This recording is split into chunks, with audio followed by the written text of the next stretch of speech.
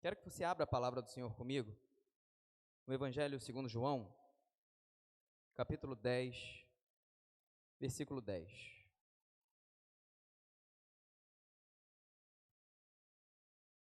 Silvério, faz aquele som de... Não vou fazer isso com você não, faz o que você sentir direção de Deus, meu irmão.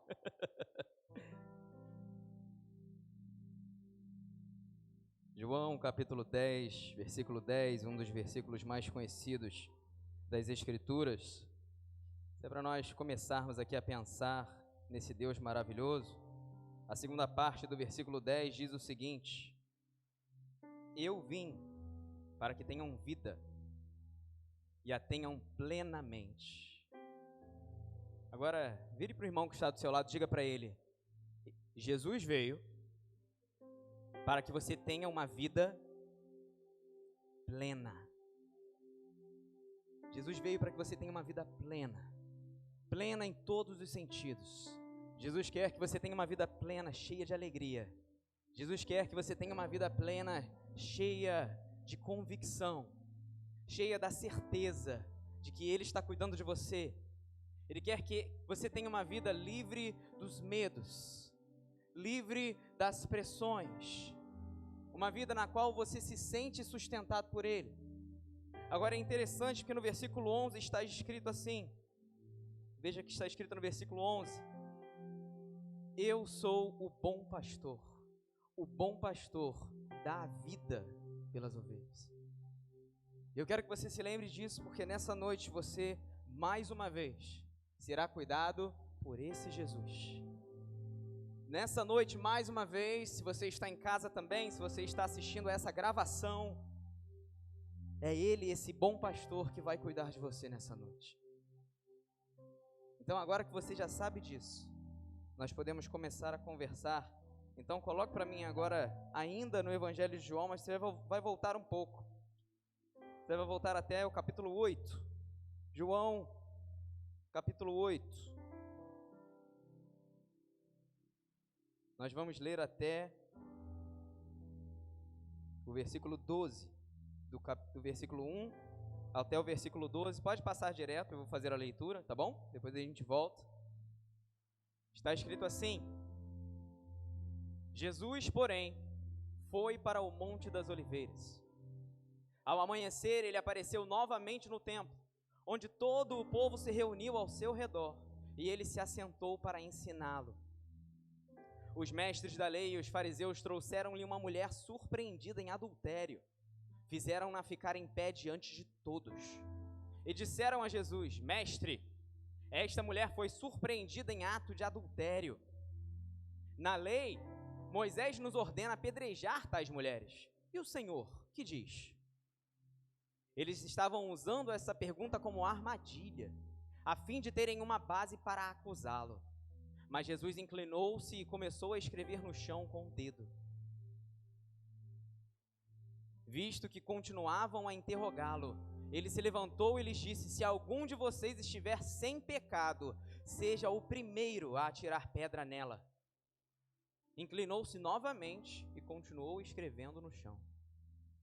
Os que o ouviram foram saindo, um de cada vez, começando pelos mais velhos.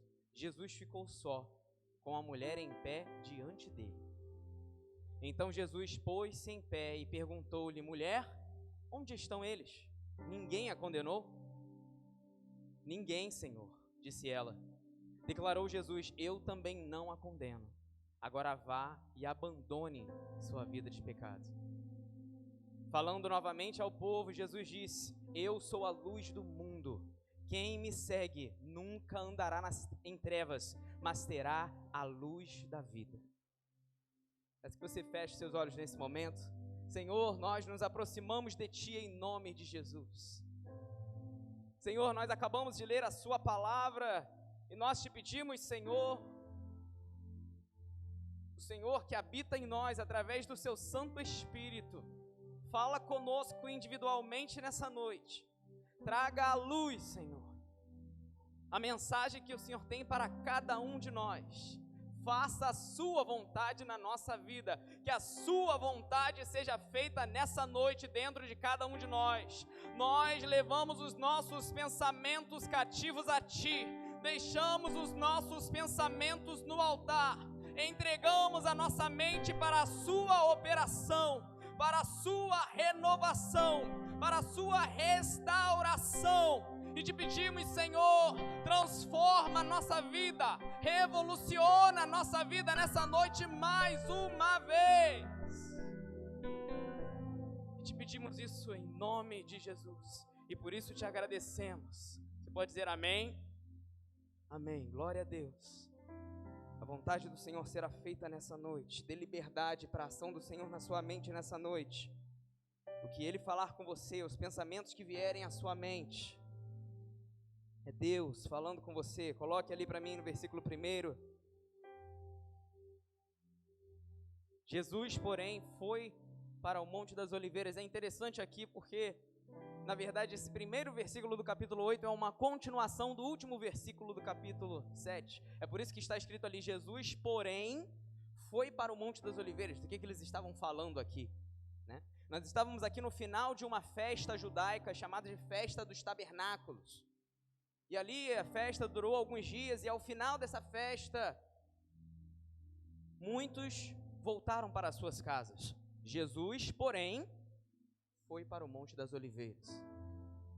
E é interessante nós pensarmos nesse Jesus que tanto cuida de nós em todos os momentos, porque a palavra nos mostra, e Ele mesmo diz na sua palavra, que Ele não tinha onde recostar a cabeça. Esse Jesus que cuida de nós, muitas vezes Ele não teve quem cuidasse dele.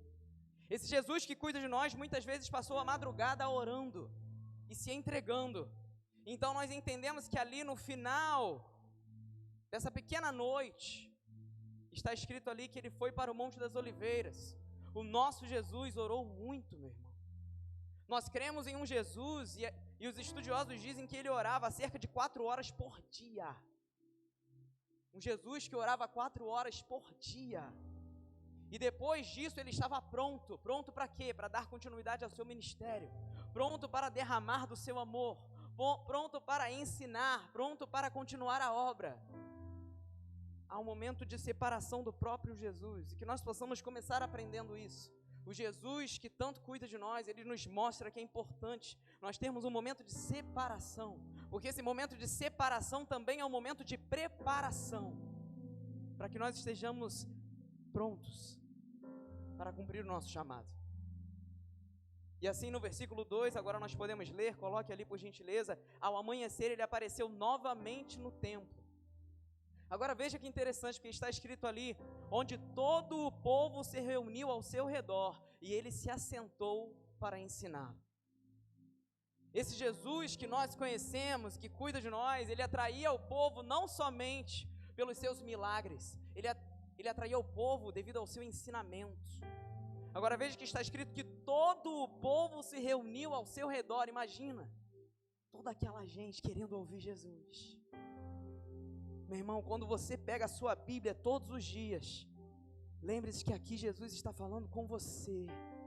O privilégio que esses homens tanto buscavam e que tinham pouco acesso. Eles não tinham a Bíblia escrita, eles tinham ali os pergaminhos, mas os pergaminhos, nós podemos entender que não eram assim, abertos para todo mundo, não eram ali lidos em todo o tempo, não tinha Bíblia em todas as casas, eles não tinham o acesso que nós temos. Então eles buscavam esse Jesus que ensinava, que tinha as palavras de vida eterna, e dava muito valor para isso. Dê valor para essa palavra, dê valor para essa palavra todos os dias. Quando você parar na sua casa para ler, é Ele que está falando com você, é esse mesmo Jesus. A palavra diz que Ele é o mesmo ontem, hoje, para sempre. É o mesmo Jesus que está falando com você. E esses homens e mulheres davam muito valor. E Ele se assentou. Agora pense num homem que passou a madrugada praticamente sem dormir. Não tinha onde recostar a cabeça. Mas devido à sua vida de oração e de entrega a Deus, ele estava pronto para continuar dando. Mesmo no meio de qualquer dificuldade que você tenha. O ministério que Deus tem para você, mesmo que você esteja cansado, Deus te restaura, Deus cuida, e você tem condições de continuar entregando, você tem condições de continuar amando, você tem condições de continuar ensinando, e Ele diz que nós faríamos obras maiores do que as dele. Então você tem condições, se você estiver aos pés dele e continuar perto dele. E é óbvio que esse ministério de Jesus sofreu muitas pressões. Ele sofreu calúnias, mentiram, tentaram, trouxeram desafios, e é isso que nós lemos nessa passagem, pode colocar ali no versículo 3. Os mestres da lei e os fariseus trouxeram-lhe uma mulher surpreendida em adultério. Talvez na sua Bíblia esteja escrito escribas. Os escribas eram os mestres da lei, eles eram especialistas na interpretação das escrituras. E nós temos ali que esses escribas, esses mestres da lei e os fariseus, trouxeram-lhe uma mulher surpreendida em adultério, fizeram-na ficar em pé diante de todos. Agora imagina a vergonha que essa mulher passou.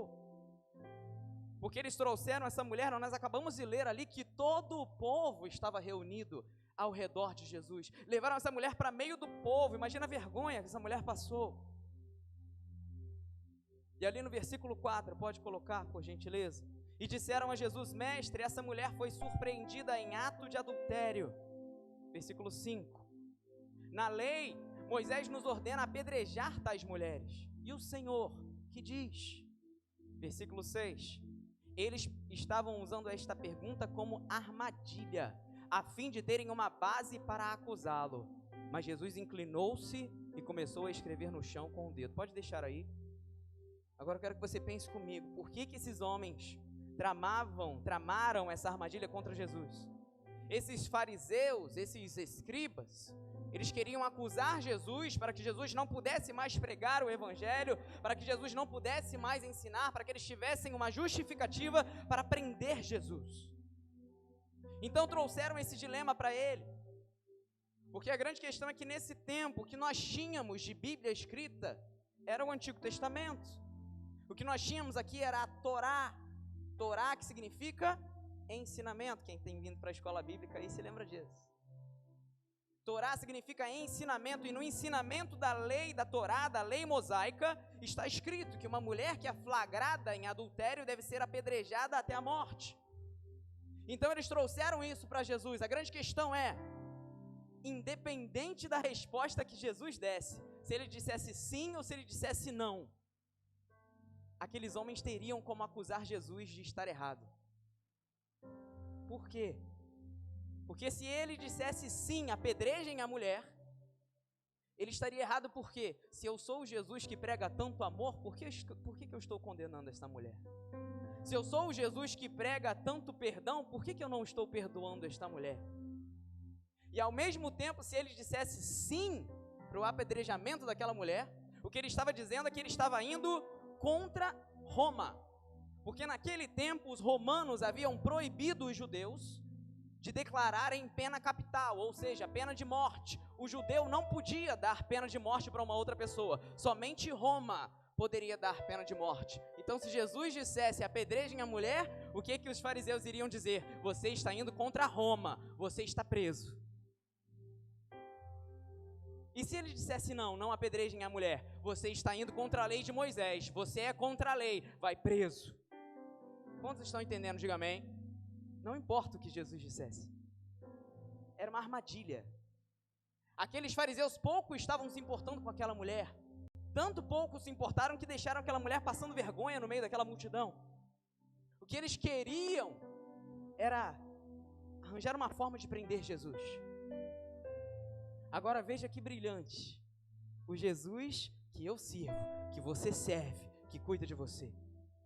Porque nesse momento está escrito ali, Jesus inclinou-se, ele estava sentado, né? Nós lemos que ele estava assentado ensinando o povo, então ele se inclinou e começou a escrever no chão.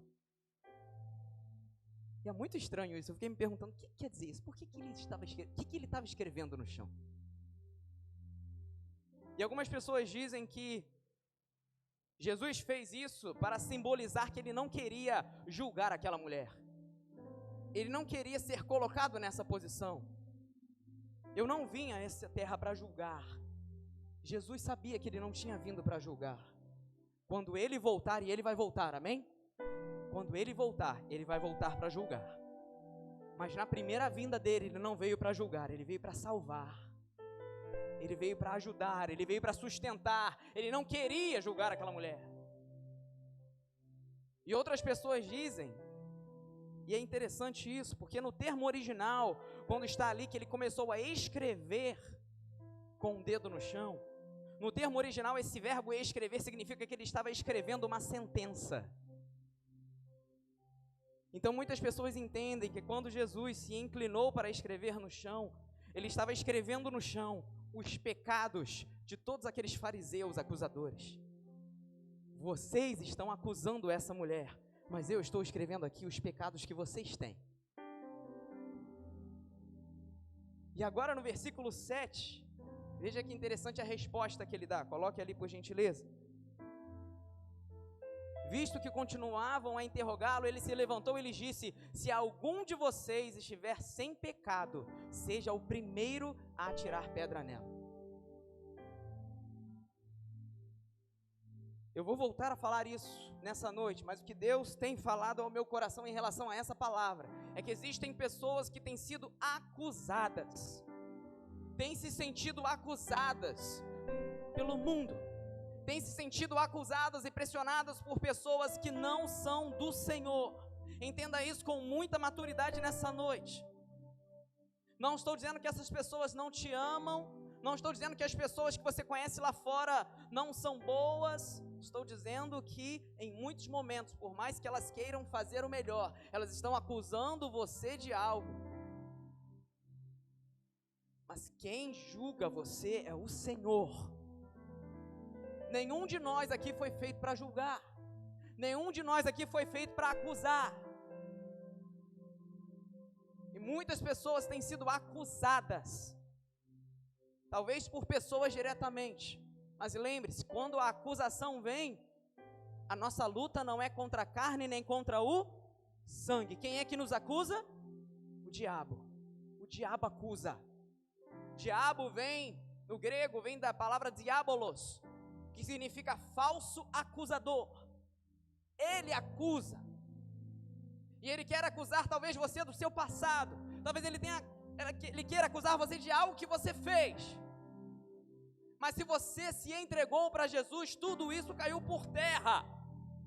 E Ele quer que você viva a vida plena. É por isso que nós lemos ali João capítulo 10, versículo 10. Eu vim para que vocês tenham vida e a tenham plenamente. Vida cheia, plena, completa. Não se sinta, não aceite a acusação do mundo. Não aceite a acusação do diabo.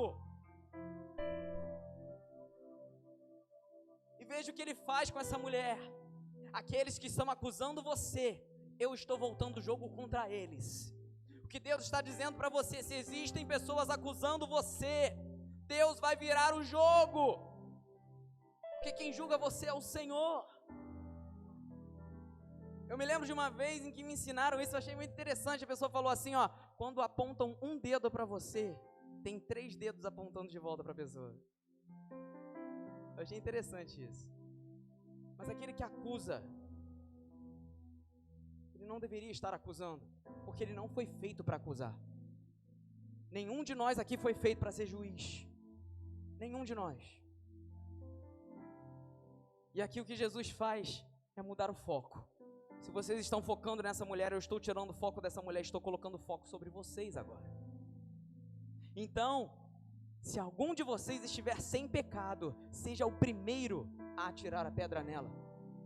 Agora, mais uma vez, no grego original, quando Jesus diz aqui, ó, se algum de vocês estiver sem pecado, no termo original, o que esse verbo quer dizer é, se você estiver sem pecado, se você, em qualquer momento da sua vida, não teve um sentimento de pecado igual a esse.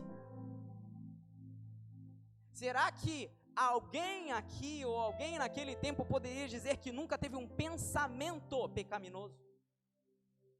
É claro que não. Todos nós somos pecadores. Então o que ele estava dizendo para aqueles homens: vocês acusadores, vocês estão acusando essa mulher, mas existem tantas acusações sobre vocês. Vocês não foram feitos para julgar, mas vocês estão julgando. Então agora eu estou jogando este julgamento para vocês. Agora, quem estava fazendo isso era Jesus. E há algo que Jesus nos ensina através disso. Ele é o único que pode julgar, porque ele não tem pecado. O que ele estava dizendo? Se algum de vocês estiver sem pecado, seja o primeiro a tirar a pedra. Quem era o único ali que estava sem pecado? Ele mesmo. Ele era o único que podia tirar aquela pedra. E é interessante porque ali no versículo 8, pode colocar ali, inclinou-se novamente, continuou escrevendo no chão. Agora pense que ele estava ali escrevendo, mais uma vez mostrando: olha, as sentenças de vocês estão aqui. Os pecados de vocês estão aqui. Então o que aconteceu? Versículo 9. Os que ouviram foram saindo um de cada vez, começando pelos mais velhos. É claro, quanto mais tempo de vida, mais chances de ter pecado.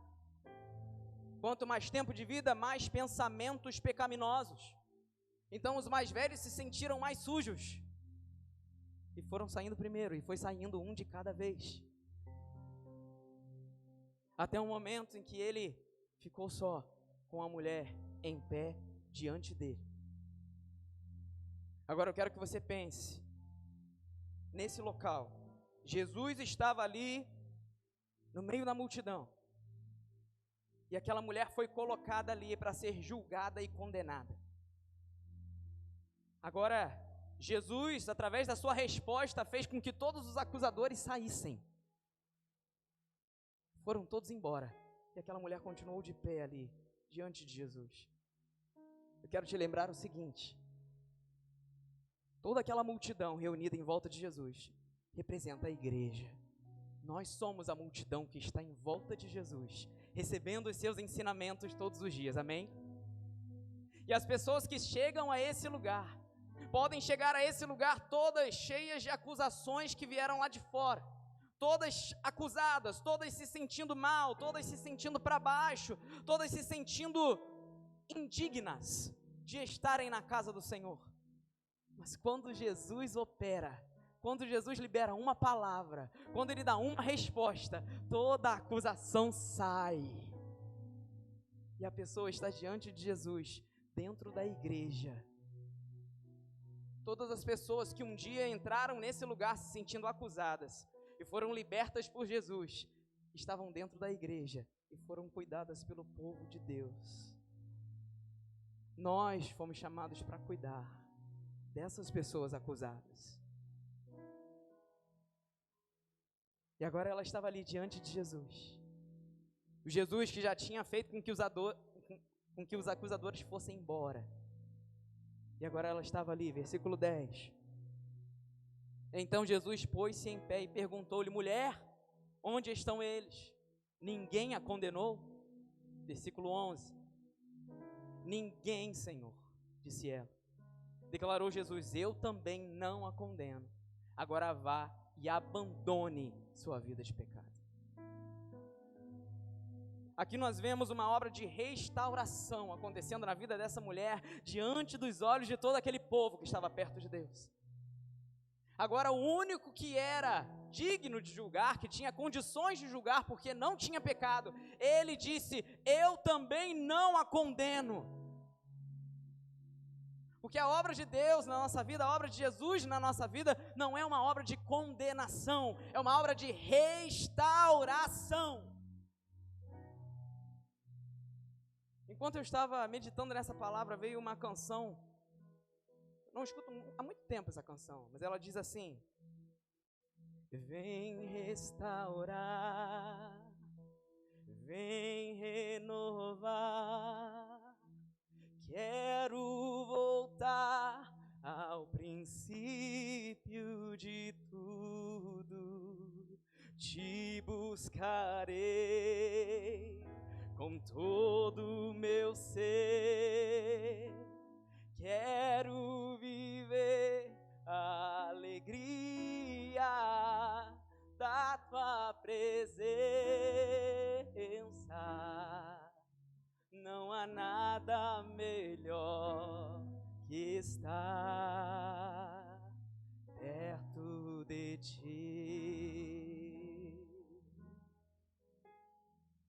Eu quero dizer para você nessa noite que Deus veio para restaurar você nessa noite.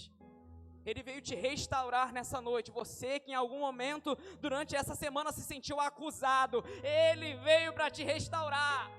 Se você em algum momento essa semana teve pensamentos, acusações que vieram no mundo, pensamentos que vieram à sua mente, o diabo te lembrando, você fez isso, você não merece, você não é digno. Aquele que pode te julgar, Ele não está te julgando. Não aceite a acusação, porque aqueles que entregaram a vida para Jesus foram feitos livres. Você é livre. Mais uma vez, Ele veio para que você tenha uma vida plena, livre de acusações, cheia da convicção da salvação.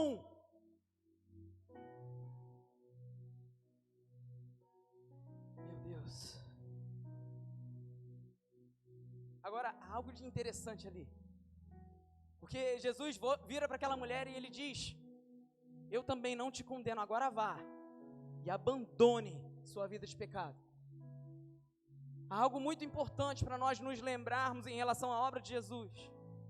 O perdão de Jesus não nos libera para pecar, porque muitas vezes entendem, talvez nós mesmos podemos entender errado, talvez possamos nos esquecer um pouco disso. O perdão de Jesus não significa liberalidade para pecar. Eu vou pecar porque eu sei que Ele vai me perdoar. Não, não é isso. O que Ele está dizendo, vai, abandone sua vida de pecado. Eu sei o que você fez, eu sei que você foi errado, mas eu estou te dando mais uma chance, porque eu não vim para te acusar, eu vim para te restaurar. Mas isso não significa que você está livre para continuar pecando. Agora, essa frase, ela indica algo muito interessante em termos bíblicos, em termos da diferença entre a lei e a graça. Quando nós pensamos na lei, nós pensamos no Antigo Testamento, a lei mosaica, que era justamente a lei que esses escribas e esses fariseus estavam usando. Agora, quando Jesus está dizendo, olha, eu não estou aplicando essa lei, porque se eu aplicasse a lei do Antigo Testamento, você estaria condenada. Eu estou aplicando uma nova lei. Ele estava trazendo uma nova lei, Ele estava trazendo um novo tempo, e esse tempo é o tempo da graça. Agora, algo de muito marcante na diferença entre a lei e a graça, porque a palavra nos ensina, e nós lemos na lei, que a lei, ela trouxe a consciência do pecado. O povo recebeu a lei de Deus, porque Deus percebeu que aquele povo estava fazendo muita coisa errada, estava vivendo de acordo com os seus próprios parâmetros, estava vivendo como bem entendia, e Deus percebeu, eles estão fazendo muita coisa errada, eu preciso mostrar para eles, primeiramente, que isso está errado.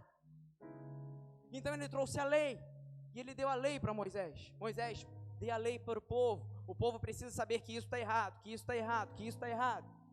Então o povo teve consciência do pecado, mas há algo que a lei não fazia.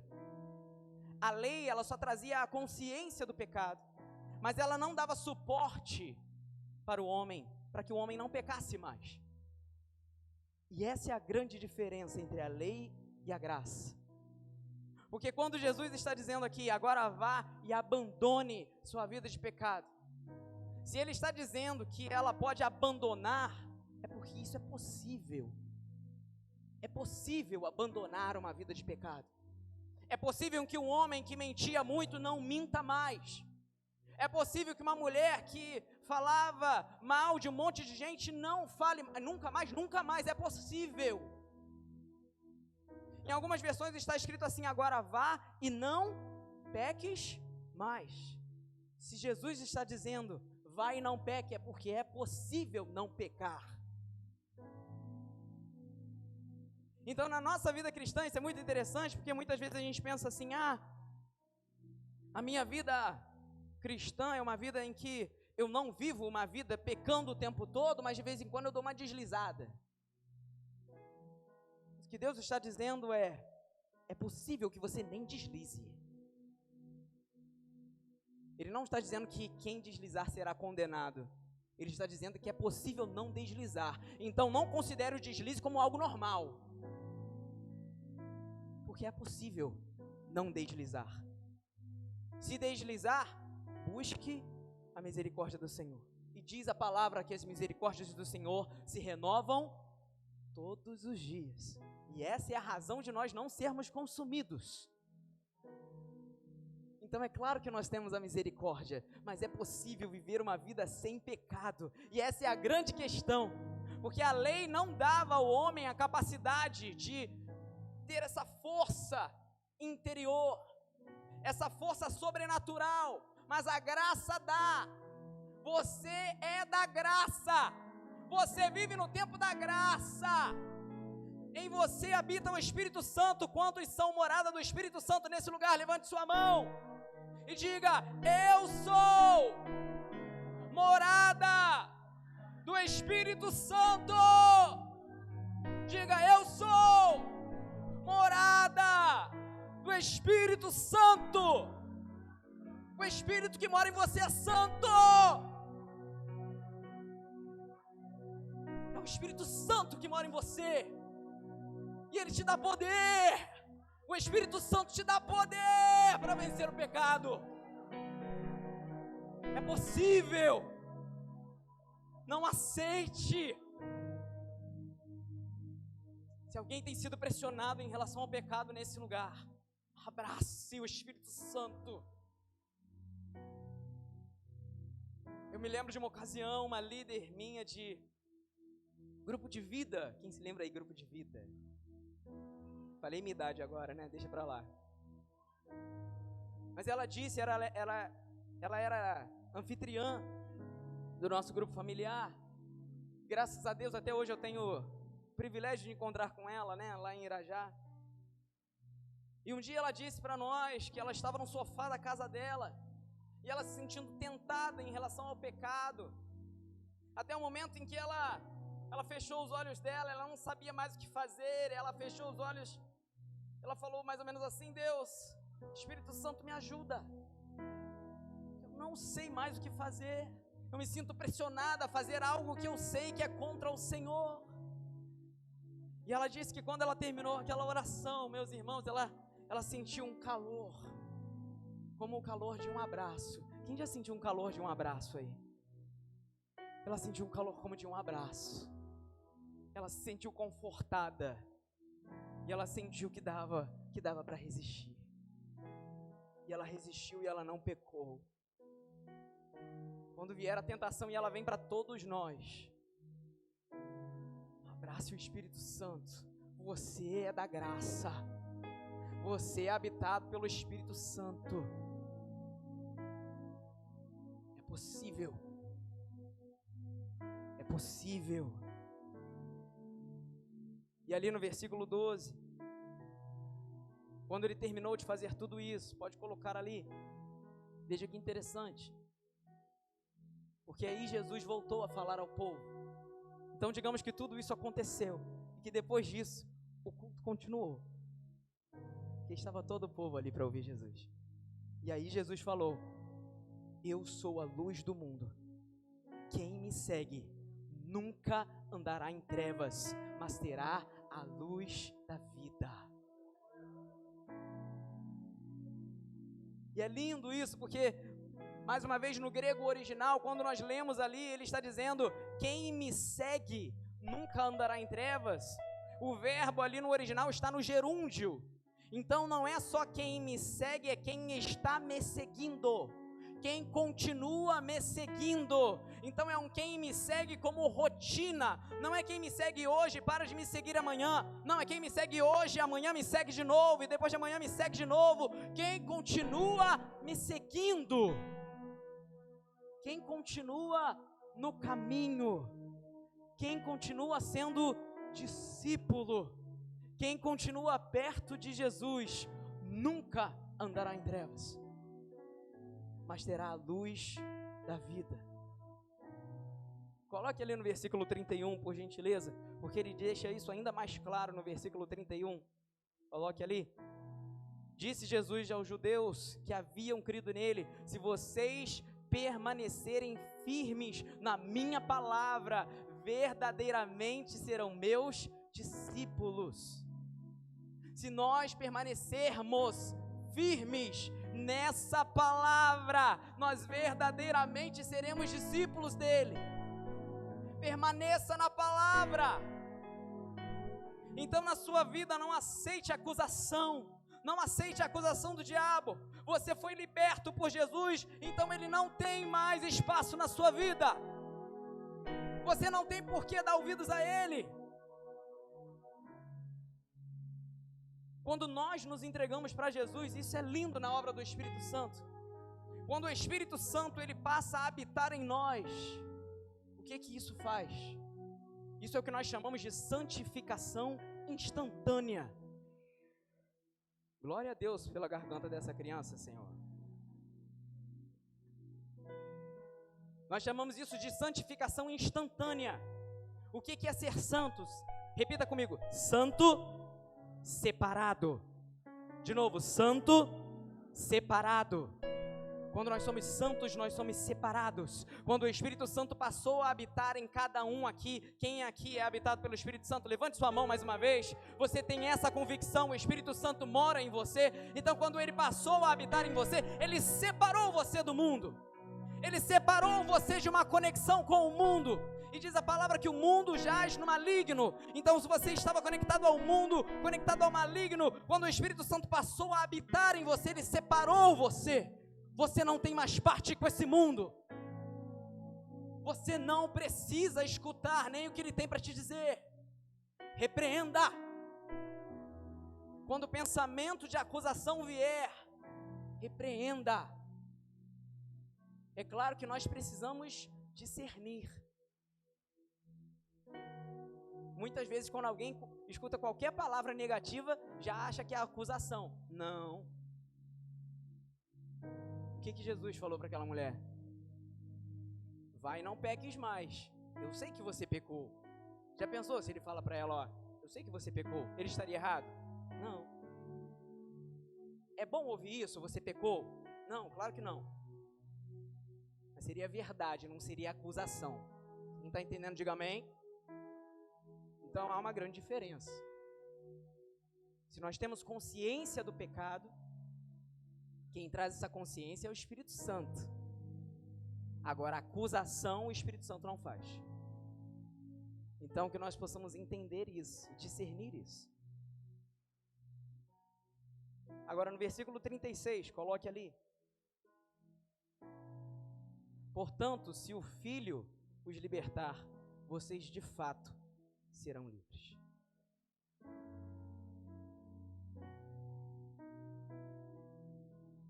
Eu creio que Deus já falou o que Ele tinha para falar. E eu quero aqui chamar o Ministério de Música. Podem subir aqui. A canção que Deus tiver trazido ao coração de vocês, vocês podem ministrar.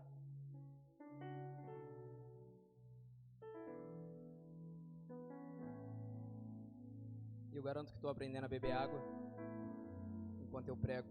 Aleluia! Glória a Deus.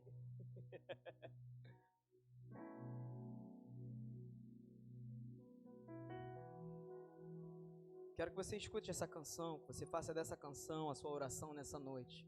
Depois da canção, eu vou convidar você para nós orarmos.